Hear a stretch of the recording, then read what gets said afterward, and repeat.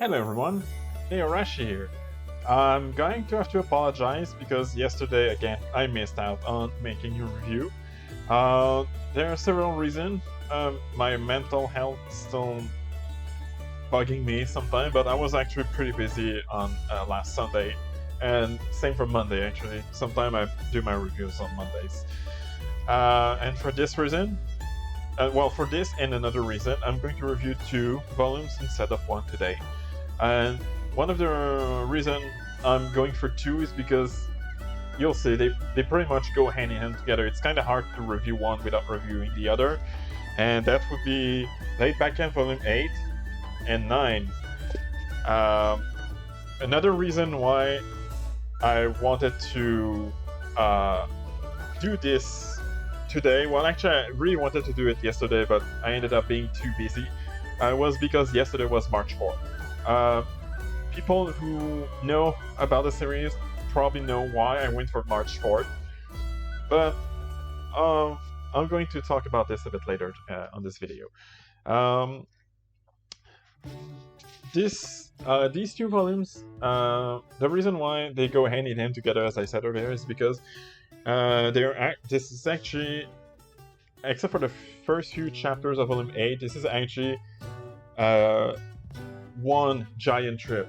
Unlike the other trips, before and as of Volume 12, after, there's only been camping trips that last only one night. This one lasts 2, and that's one of the reasons why it lasts so long.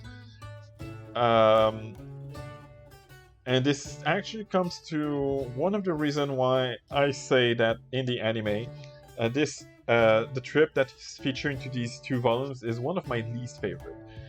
It's because since Volume 5, or Season 2, for those who watch the anime, I think has been a shift in focus, and the series focused a bit too much in traveling instead of camping. This is something that I've been mentioning since I started to watch Season 2. Well, especially starting maybe episode 4 or 5.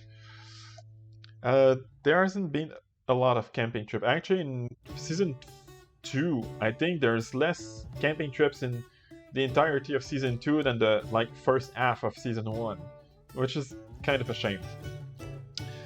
Not to say that this is a bad thing though, because the places they visit are gorgeous, and it actually makes me want to visit these places. I'm probably not going to be able to when I visit Japan sometime next year, but it's still something I would really want to if I had the time and the funds to visit. Volume 8 has one of the best chapters featuring Rin's grandfather. For those who watch the anime, that would be the end of Season 2, Episode 9, where the actual trip begins. This was one of the most wholesome and sweetest scenes that featuring Rin's grandfather and Rin herself. And this is actually one of the highlights of, even though I said I'm not too fond of the traveling focus of the series at that point, this was actually one of the highlights of Volume 8. Another reason why I wanted to do these 2 volumes, especially yesterday on March 4, is because Volume 9 features the birthday of Nadeshiko and Aoi, which is actually March 4. They were born the exact same day, and since they're the same school year, I'm guessing they're the same age. I believe at this point they probably turned 16 or maybe 17.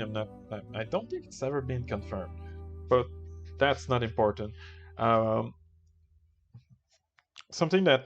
Another thing that has been bothering me is, as I said, because of the stronger focus on traveling, there has been less focus on camping, especially starting Volume 7.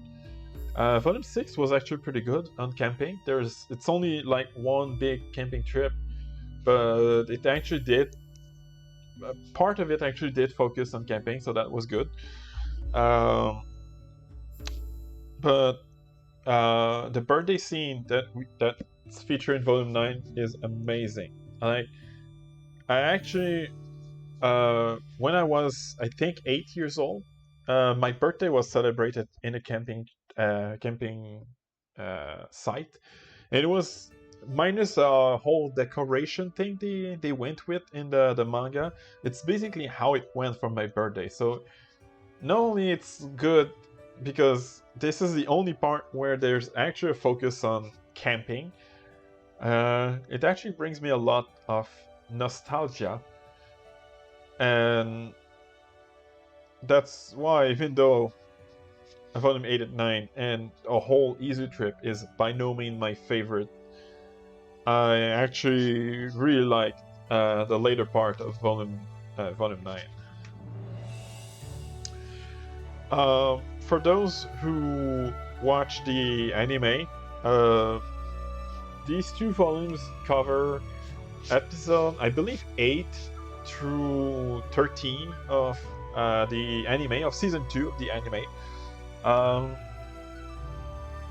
They're really good. I really suggest that you read these, but if you really don't want, if you're really not a manga reader but still want to, like, know the story of what happened next, I would say start at volume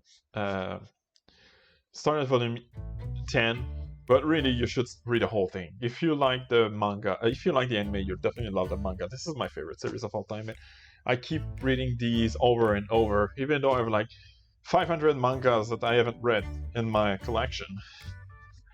I would give these two volumes the same score, because even though they don't feature my favorite trip, they both have a scene that I really like. Volume 8, the Grandpa and Rin scene, and this one, the birthday scene. So I would give this a 8.5 out of 10 for both. I really hope you enjoyed this, and I'll see you next time.